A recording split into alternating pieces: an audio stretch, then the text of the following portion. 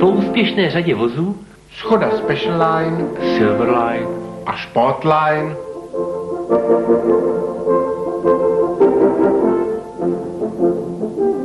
přichází nová a kulatá Škoda Henline. Maskovací design je dodáván ve 2 provedení, letní a zimní. Jistě vás potěší. Pevná a neprůstřelná skla. Plyn z výfuku je zaveden přímo na komoru řidiče. Tento systém se již v praxi osvědčil. Rádio je aktivní a s touto anténou má 12krát více pamětí. Najdeme zde alternativní pohon na plyn.